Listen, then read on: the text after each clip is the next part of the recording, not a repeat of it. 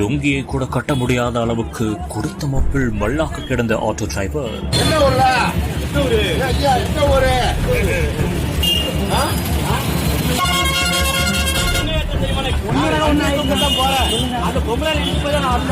படுத்துக்கொண்டே லுங்கியை கட்டி கட்டி பார்த்த பரபரப்பு காட்சி. நிக்க கூட முடியாத டிரைவர் ஆட்டோவை ஓட்டி வந்த அதிர்ச்சி சம்பவம்.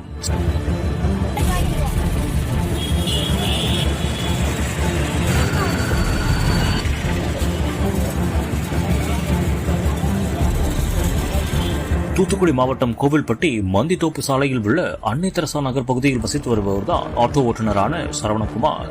இவர் அண்ணா பேருந்து நிலையம் அருகே பயணியை இறக்கி விட்டுவிட்டு அண்ணா தெரசா நகர் பகுதிக்கு சென்றதாக தெரிகிறது. அப்போது திடீரென்று ஒரு பெண்மணியின் மீது ஆட்டோவை உரசி கொண்டு சென்றதாக கூறப்படுகிறது. இதனால் அவர் பதறி போயுள்ளார்.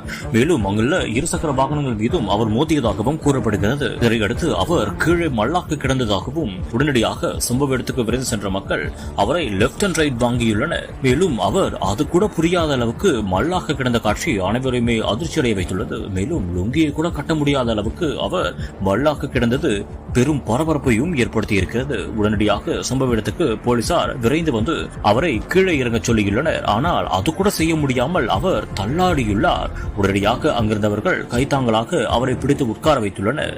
இந்த ஒரு சம்பவத்தால் அப்பகுதியில் பெரும் பரபரப்பான